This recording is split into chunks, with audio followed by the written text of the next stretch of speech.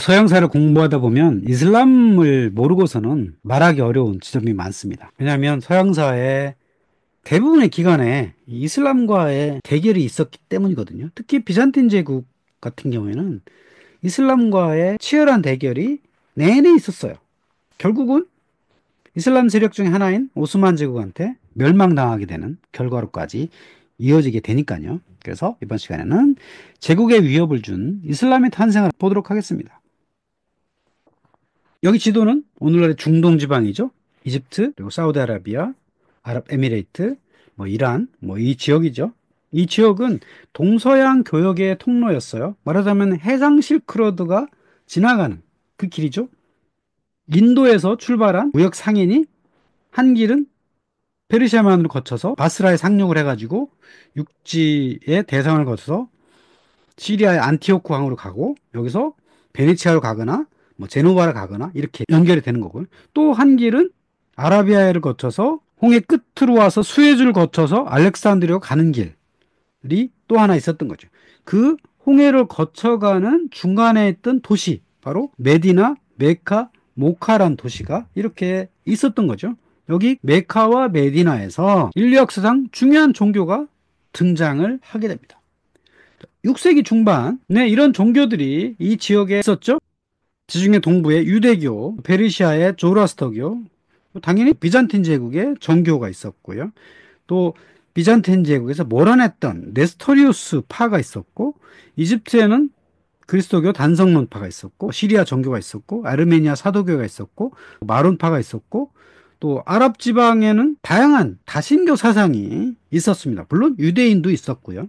그러한 상황에 메카와 메디나가 있던 그 대상로의 한 중간에 있던 이 도시에서 새로운 종교가 탄생을 하게 된 겁니다. 그 도시, 메카란 도시였습니다. 이 메카는 이 대상들이 지나가는 그 길목에 있어요. 그러다 보니까 대상들이 갖고 있던 다양한 종교들이 여기서 어떤 재래가 이루어졌던 종교 도시이기도 했어요. 그래서 메카에 카바 신전이 있었는데 그 카바 신전에는 360개의 우상을 모시던 그런 곳이었다는 거죠. 그 중에서 알라라고 하는 이름을 가진 신도 하나였다는 겁니다. 대상들이 모시던 여러 신들 중에 알라라는 신이 하나 있었다라고 하는 겁니다. 그런데 그 알라를 최고의 창조주로 모시고자 하는 선지자가 등장을 합니다. 그 선지자 이름이 무함마드였던 겁니다. 아부 알까심 무함마드, 이분 압드 알라, 이분 압드 알 무탈리, 이분 하심 빈 압드 미나프 알 꾸라이시라는 이름을 가진 무함마드였던 겁니다. 꾸라이시 가문 출신의 압드 알라를 아버지로 둔 아부 알까심 무함마드란 이름을 가진 남자가 570년경에 꾸라이시 가문에서 탄생을 하고 이 사람은 부모를 일찍 여의고 숙부 아부탈립의 보호하에 대상업에 종사를 합니다. 지금 대상업의 중간에 있는 도시가 메카니까 거기에 어릴 때부터 이제 참가를 하게 되고 그러다가 25살 때 당시에 대상을 이끌던 40세 부유한 여인 카디즈와 결혼을 하게 되고 622년에는 메디나로 이주를 하게 되고 630년에 메카로 들어와서 무혈 점령을 하고 632년에 메카에서 타계를 하게 됩니다. 유목 문화 또는 상업 문화를 이해를 해야지 이슬람을 제대로 이해를 하는 겁니다. 이슬람은 지극히 유목민족이고 지극히 상업적인 기반에서 탄생을 했다. 무함마드란 사람이 대상업에 종사하던 상인 출신이었다라는 겁니다. 무함마드가 40세쯤 되었을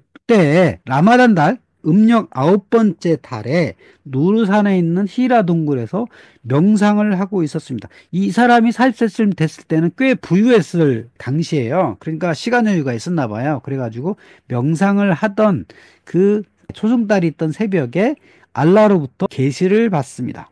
하얀 옷을 입은 지브릴 천사가 이야기를 해요. 알라가 얘기하는 게 아니라 지브릴 천사가 알라의 목소리를 대신 얘기해 주는 겁니다. 읽거라, 읽어라. 그랬더니 무함마드는 나는 배운 적이 없기 때문에 읽지 못합니다 했더니 읽거라, 읽어라 하고 얘기합니다. 그래서 그 읽으라고 하는 그 문장들을 무함마드는 계속 되씹고 있다가 나중에 이거를 이제 말로 사람들한테 전파를 하게 되죠. 그것이 기록된 게 꾸란입니다. 그러면서 이제 종교라는 것이 이제 만들어지게 되는데 그 메카에 있던 어느 날 천마 브라크를 타고 알-아크사에 다녀옵니다. 알-아크사가 가장 먼 사원이에요. 메카에서 먼 사원을 갔다 오는 거예요. 꿈속에서. 가장 먼 사원이 어디냐면 바로 예루살렘에 있는 그 바위 위였더라. 그 바위가 뭐냐면 아브라함이 아들 이삭을 바쳤던 그 바위더라. 라고 하는 걸 이제 후대인들이 밝혀내요. 그래가지고 그 바위가 이렇게 성지로 바뀌게 되죠. 어쨌든 그 사원에 가가지고 승천을 하게 됩니다. 하늘에 올라가서 안락계에 아련하게 되고 다시 돌아옵니다. 돌아왔더니 메카에서던 자기 자리가 따뜻하더라. 이렇게 이야기로 내려오는 거죠. 내려오다가 이것이 이제 기록으로 남게 됩니다. 오늘날 예루살렘에 가면 황금돔 사원이 있죠.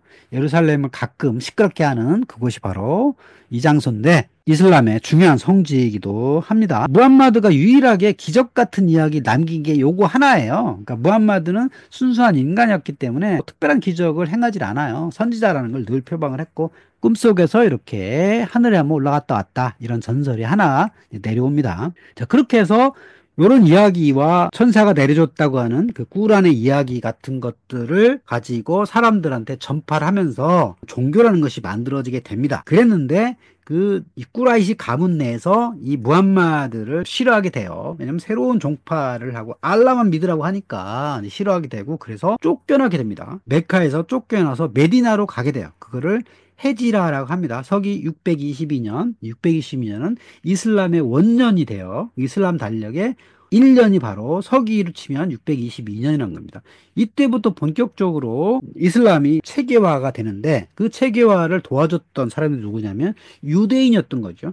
메디나에서 만났던 여러 유대인들을 보고 거기서 경전을 흡수합니다. 어떤 경전이냐면 유대인들이 갖고 있었던 모세오경 같은 경전들을 이제 참고로 삼게 되죠. 그래서 유대인들한테 상당히 큰 영향을 받습니다. 그래서 나중에 이 메디나에 살고 있던 유대인의 3대 가문으로서 상당히 영향을 받게 되고 그래서 이 이슬람에서는 유대인들을 딘미 경전의 민족이라고 해가지고 칭송을 하고 이들을 박해하지 않습니다. 그래서 함께하는 경우가 상당히 많고 물론 때로는 비난을 하기도 해요. 잘못된 믿음을 가진 자들 해가지고 비난하기도 하지만 역사상 내내 이슬람과 유대인은 사이가 좋았다. 그렇게 볼 수가 있고요. 특히 유대인이 갖고 있었던 모세오경 같은 데 영향을 많이 받아가지고 모세오경의 레위기에 보면 여러 관습들이 있거든요. 그러니까 이슬람에 보면 뭘 먹지 마라, 뭘 먹어라, 할랄, 하람 같은 게 있잖아요. 그 할랄 같은 것들이 레위기에 있는 내용들을 그대로 가져온 거예요. 레위기에도 식습관에 대한 이야기 많이 나열되고 있잖아요. 기도, 할례, 금식,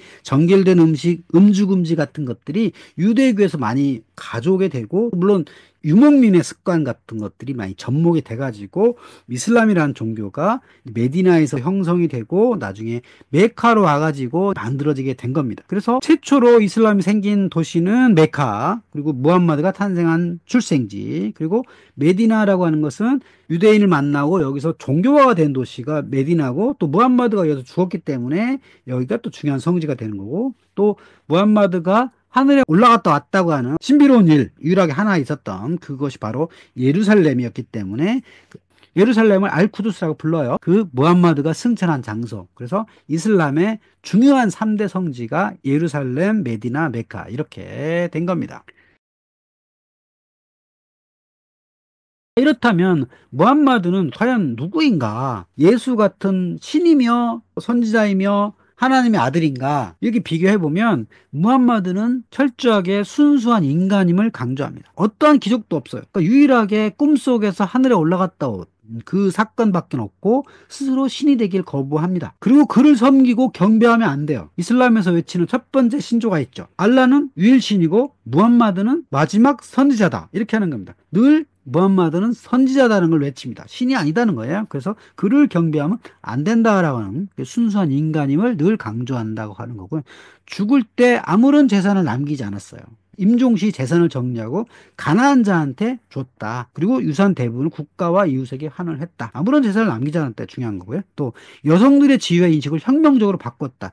오늘날 보면 여성들의 지위가 이슬람에서는 낮아 보이지만 당시로 보면 여성들의 지위가 상당히 높았다고 하는 거예요. 특히 여성의 상속을 법제화를 합니다. 여성 노예를 금지하고 7세기 이슬람이 생겼던 시대로 본다면 여성은 남성의 종속물이지 상속을 받을 대상이 아니었어요. 근데 이슬람은 아주 혁명적으로 상속을 법제화했고 남성의 절반 정도를 받을 수 있었어요. 19세기까지로 따져본다면 이슬람사의 여성이 기독교사의 여성보다 훨씬 더 권리가 높았습니다. 물론 20세기 넘어와서 이제 서구가 많이 바뀌어서 여성의 권리가 남성의 권리에 동등된 게 얼마 안 됐잖아요. 이렇게 되기 전까지 물론 지금도 이슬람 사회에서 여성은 남성보다 좀 못한 걸로 보이는데 그건 이슬람 말고도 어떤 지역의 관습 같은 것도 섞여 있기 때문인데요. 이슬람만 보면 여성에 대한 배려와 사랑을 설파했던 그런 거였다. 그리고 후계자를 지명하지 않았어요. 자신은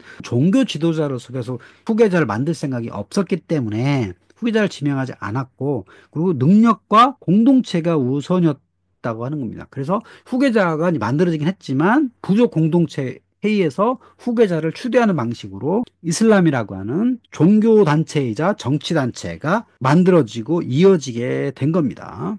그렇게 종교와 정치 집단의 수장이었던 무함마드는 후계자를 남기지 않고 죽었어요. 그러니까 당연히 누군가가 이끌어갈 사람이 필요하잖아요. 그래서 무함마드가 이끄는 공동체에서 칼리파란 이름의 후계자들을 이끌게 된 겁니다. 그 공동체를 순나라고 불러요. 무함마드가 공동체 형성하고 그 동료가 다스린 시대, 이 칼리파라고 하는 지도자들이 다스린 시대라고 순나라고 하는 건데, 바로 알라의 뜻에 따라서 가장 완벽한 삶을 산 무함마드, 그리고 그 후계자들이 가장 이상적인 국가와 사회 건설했던 이 시대, 이 시대를 칼리파 시대라고 부르는데, 바로 네 명의 칼리파가 이끌던 그 시대입니다. 아부바크르, 우마르, 우스만, 알리라고 하는 이 네 명의 뛰어난 능력을 가진 자들을 추대해가지고 무함마드의 후계자로서 이렇게 세워서 이끌어갔던 시대라고 볼 수가 있습니다. 그렇다면 여기서 뭐 칼리파란 게 뭐냐? 칼리파의 의미가 뭐냐라고 하면 아랍어로 정통 칼리파, 정당한 칼리파, 정당한 권력을 획득한 수니파의 정통, 순나를 이끌 수 있는 수장 역할이다. 그 칼리파가 계속 후계자를 임명하는 방식으로 꽤 오랫동안 유지가 됩니다. 우마야 왕조, 아바스 왕조, 맘루크 왕조, 오스만 투르크 때까지 이 칼리파가 정치 지도자이자 종교 지도자로서 이어져 오다가 오스만 투르크 시절에 오면 정치 지도자 역할은 없어지고 종교 지도자로만 남아 있다가 어느 순간 사라지게 됩니다. 그리고 오스만 투르크 시대부터 술탄이라는 이름의 세속 통치자가 등장을 하죠. 물론 칼리파가 맨 위에 있고 그 밑에 술탄이 있는 거지만 칼리파가 이 정치적 영향력이 없어졌기 때문에 점차 힘을 잃고 칼리파는 사라지고 술탄이라는 이름은 오스만 투르크가 멸망을 했던 1923년도까지 이어지게 됩니다. 오늘날 이슬람을 보면 크게 보면 두 파가 있잖아요. 수니파가 있고 시아파가 있지 않습니까? 이렇게 두 파가 나오게 된 결정적인 이유는 이 알리라고 하는 칼리파 때문에 이제 발생을 해요. 네 명의 칼리파가 있었죠. 아부바크르, 우마르, 우스만, 그 다음에 알리가 되었는데 이렇게 능력 있는 지도자로서 쭉 이어가야 된다라고 주창했던 종파를 수니파라고 이제 부르고요.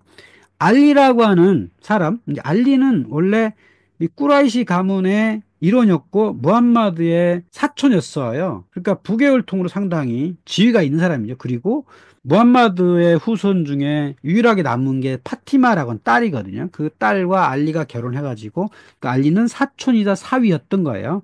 그러니까 과거의 시대로 보면 상당히 혈통이 좋은 사람이죠. 그러니까 이 사람이 지도자가 돼야 한다. 칼리파라고 하는 이렇게 세워지는 사람 말고 혈통이 좋은 사람이 지도자가 돼야 한다고 생각하는 사람들이 일부가 있었어요.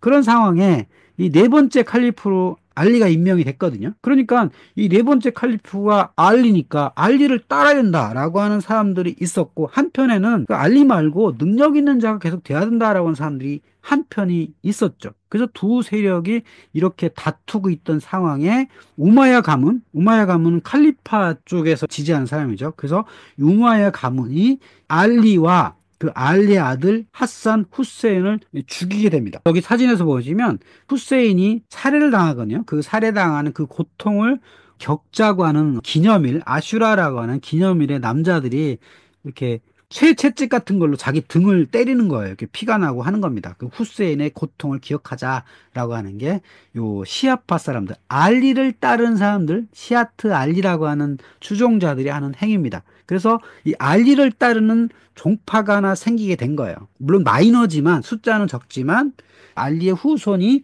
정당한 지도자가 되어야 된다라고 하는 시아파라고 하는 사람들이 등장을 하게 된 겁니다. 그래서 역사시대 내내 순위파라고 하는 다수파와 알리를 추종하는 시아파 소수파가 경쟁을 해왔던 게 이슬람의 큰 흐름이라고 볼 수가 있겠죠. 아랍 이슬람 제국의 큰 흐름을 보면 이렇습니다. 무함마드가 메카와 메디나에서 활발하게 10년 정도 활약을 했죠. 그 다음에 4명의 칼리파 시대가 30년간 이어집니다. 그리고 661년이 되면 우마야 왕조가 생겨나고 이때부터 세습 왕조가 생기기 시작한 거예요. 그 전까지는 능력 있는 지도자를 추대해서 이끌던 시대였다가 우마야 왕조부터 세습 왕조가 생겨나기 시작하고 그 다음에 바그다드를 수도로 두었던 아바시아 왕조가 1258년까지 이어지게 됩니다. 무함마드가 세운 정치 단체이자 종교 단체인 이슬람이 세력을 확장을 해야 될 거 아니야? 아랍의 그 유목민들을 규합한 강력한 세력을 만들어 가지고 단기간에 큰 세력을 만들게 됩니다. 그래서 무함마드 시대에는 아랍 지방을 주로 정벌을 하게 되고 4명의 정통 칼리프 시대에는 북아프리카 일부까지 다마스커스 그리고 페르시아까지 이렇게 정벌을 하게 되고요. 그 다음에 다마스커스에 수도를 두었던 우마양조 시절에는 북아프리카를 가서 모로코 그리고 바다를 건너서 이베리아 반도 남부까지 점령을 하고 동쪽으로는 사마르칸트와 부하라 지역까지 오늘날의 파키스탄 지역까지 확대를 했던 그리고 아바스 왕조 시절에는 이렇게 점차적으로 확대가 되게 됩니다. 결국은 이 지중해 남부 지역을 거의 다 아랍 이슬람 세력들이 점령을 하는 그런 상황이었던 거고 이때 멸망했던 나라가 있죠. 바로 사산조 페르시아입니다. 당시에 사산조 페르시아는 크테시폰의 수도를 둔 상당히 강력한 세력이었는데 비단틴 제국과 사산조 페르시아가 여러 번 싸웠거든요. 그리고 헤라클리우스라고 하는 장수한테 페르시아가 상당히 타격을 입었죠. 그런 상황에서 이 아랍 이슬람 세력이 쳐들어오니까 아주 약해져 있던 상황에 이 사산조 페르시아가 멸망을 하게 되고 또 지중해 지역은 이 비잔틴 제국의 영역이었죠. 이 지역은 굉장히 쉽게 점령을 하게 됩니다. 첫 번째 왕조가 우마이야 왕조죠. 다마스커스에 수도를 두었던 우마이야 칼리파가 독자적인 왕조를 만든 왕조라는 것은 아버지에서 아들로 이어지는 게 왕조잖아요. 그러니까 우마이야 가문의 아들로 이어지는 왕조를 최초로 이슬람 제국에서 이제 만들어내게 된 겁니다. 그리고 이 우마이야 왕조 시절 이어지는 아바스 왕조, 바그다드로 수도를 두었던 아바스 왕조 시절에 오늘날 우즈베키스탄 지역, 키르기즈스탄 지역인 사마르칸트와 부하라 지역, 그 동부까지 확대되던 그 과정에 일어났던 사건이 바로 탈라스 전투죠. 당나라와 조우했던 그 유명한 사건이죠. 고구려 후에 고선지가 이끄는 당나라군. 이 소구들을 침략했고 결국은 아바스조의 지하드 이븐 살리후와의 일전을 벌이게 되고 그리고 고선지에 동맹했던 카를루크의 배신으로 아바스조의 승리 결국은 동쪽 국경이 정리가 되는 거죠. 파미르 구원이 동쪽 국경이 되는 당나라는 파미르 구원을 넘어서 그 서쪽까지 갔다가 이 탈라스 전투에서 물러나게 된 이 사건이 되는 거죠. 그리고 서쪽으로도 세력을 펼칩니다. 북아프리카를 서쪽으로 쭉 가가지고 바다를 건너서 이베리아를 건너서 피레네 산맥을 넘어가지고 프랑스 땅까지 가죠. 갔다가 뚜르 푸아티의 전투에서 프랑크 왕국의 샤를 마르텔과 코르도바 총독이었던 아부드 알 라만 사이의 전투가 뚜르 푸아티에서 일어나게 되고 여기서 샤를 마르텔이 승리하게 됩니다. 결국은 유럽인들한테는 엄청 다행이죠. 그래서 프랑스가 이슬람화가 되지 않았던 사건으로서 역사책에 크게 기록이 된 거죠. 결국은 이슬람 세력들은 이 피레네 산맥을 더 이상 넘지 않게 되고 오늘날의 마르세유 프랑스 남부 지역까지도 갔었지만 여러 이유로 거긴 다 철수하고 피레네 산맥 안쪽으로만 세력을 갖게 되는 그럼에도 불구하고 이베리아 반도까지 영위함으로써 지중해 남쪽을 거의 완전하게 석권을 했던 게 이슬람 세력이었다고 할 수가 있겠죠. 그러고 나서 우마이 왕조가 멸망을 하고 그 멸망하던 당시에 후손 하나가 북아프리카의 고속도로를 타고 서쪽으로 이동을 해가지고 이 코르도바에 수도를 세우고 나라를 세웠다. 그걸 후우마이 왕조라고 불려요.